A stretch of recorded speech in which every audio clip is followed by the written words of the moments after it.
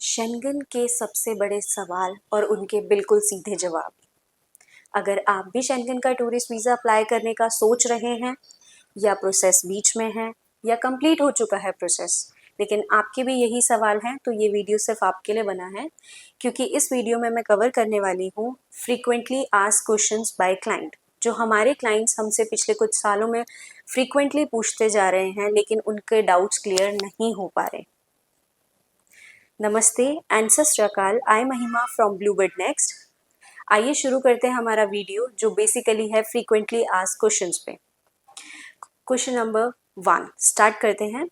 सबसे पहले तो क्लाइंट्स का क्वेश्चन रहता है, शेंगन वीज़ा एक्चुअल में है क्या? हमें हर कंट्री के लिए बार बार अप्लाई करना पड़ेगा? तो इसका आंसर है नहीं। शेंगन एरिया में 29 कंट्रीज आती हैं और एक वीज़ा पे आप अदर 29 कंट्रीज में भी ट्रैवल कर सकते हैं। एक वीज़ा, एक एयर टिकट और पूरा शेंगन एक्सप्लोर। लेकिन याद रखिए, आपको ये ज़रूर चेक करना है कि आपकी वैलिडिटी कितनी मिली है आपको, आप उसके अकॉर्डिंग ही ट्रैवल कीजिए। नेक्स्ट आता है वीज़ा वैलिडिटी एक्चुअल में होती क्या है, कितनी मिलती है। वीज़ा वैलिडिटी सिंगल होती है, डबल एंट्री होती है एंड मल्टीपल एंट्री होती है। सिंगल एंट्री आप एक बार ट्रैवल कर सकते हैं, डबल एंट्री आप 2 बार ट्रैवल कर सकते हैं एंड मल्टीपल एंट्री आप बार बार ट्रैवल कर सकते हैं। बेसिकली फर्स्ट टाइम या सेकेंड टाइम ट्रैवलर्स को सिंगल एंट्री या डबल एंट्री ही मिलता है। मल्टीपल एंट्री उनको मिलता है जिनकी फ्रीक्वेंटली शेंगन में ट्रैवल हिस्ट्री हो। नेक्स्ट क्वेश्चन आता है कि चेकलिस्ट क्या रहेगी। चेकलिस्ट आप हमारी वेबसाइट पर जाके, ब्लूबर्ड नेक्स्ट की वेबसाइट पर जाकर डाउनलोड कर सकते हैं, वो भी डिटेल में, बिल्कुल फ्री। लेकिन एक चीज़ आप ये ध्यान ज़रूर रखिए कि आपके जो डॉक्यूमेंट्स हैं वो सारे इंग्लिश में ही होने चाहिए या इंग्लिश सर्टिफाइड ट्रांसलेट होने चाहिए। हिंदी डॉक्यूमेंट नहीं चलेगा, ये आपको हमेशा याद रखना है। नेक्स्ट क्वेश्चन आता है, कौन सी कंट्री अप्लाई करें, कैसे अप्लाई करें। कौन सी कंट्री, आपने कंट्री डिसाइड कर ली, लेकिन आप कौन से कॉन्सुलेट में अप्लाई करें वो आपको चूज़ ऐसे करना है कि अगर आप फॉर एग्जाम्पल 5 डेज़ फ्रांस में स्टे कर रहे हैं एंड 3 डेज़ इटली में स्टे कर रहे हैं, तो आपको फ्रांस में अप्लाई करना चाहिए।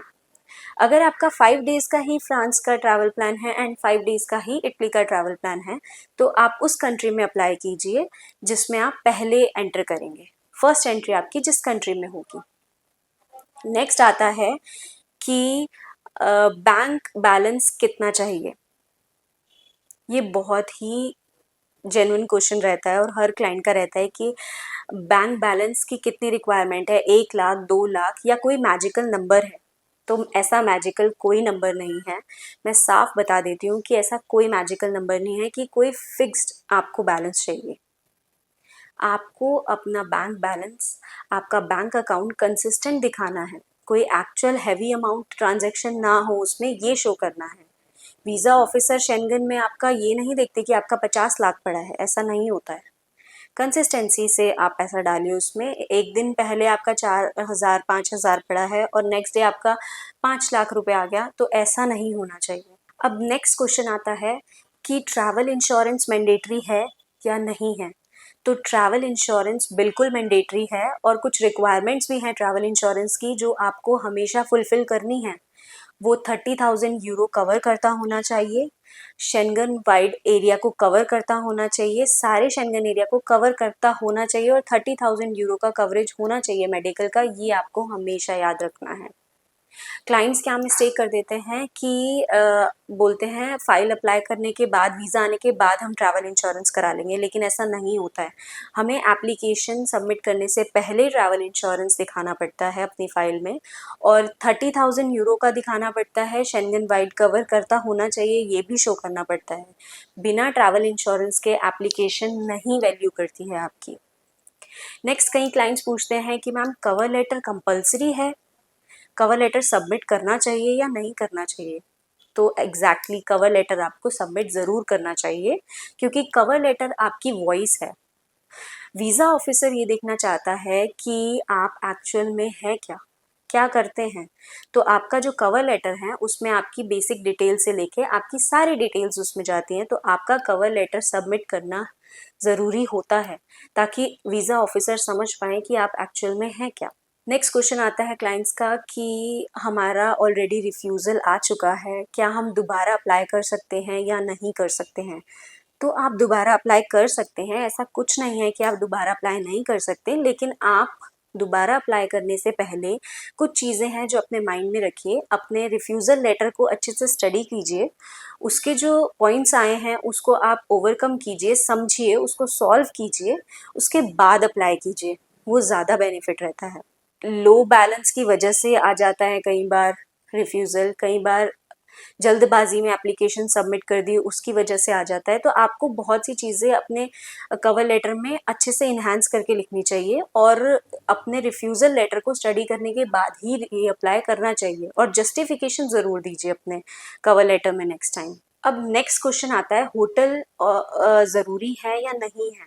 तो होटल ज़रूरी है, लेकिन क्लाइंट्स बोलते हैं कि होटल अगर कर दिए और वीज़ा रिफ्यूज़ हो गया तो हम कैसे, पैसा बर्बाद भी होगा, हम क्या करेंगे फिर?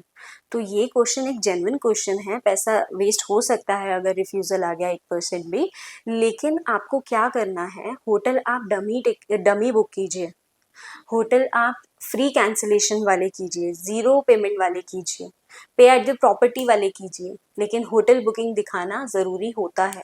अब नेक्स्ट क्वेश्चन आता है कई क्लाइंट्स का कि आइटनरी कैसे बनाएं? आइटनरी दिखानी ज़रूरी है? ऑफ कोर्स आइटनरी दिखानी ज़रूरी है। आइटनरी को आपको डे बाय डे प्लान को दिखाना है कि आप कहाँ जा रहे हैं, कैसे जा रहे हैं।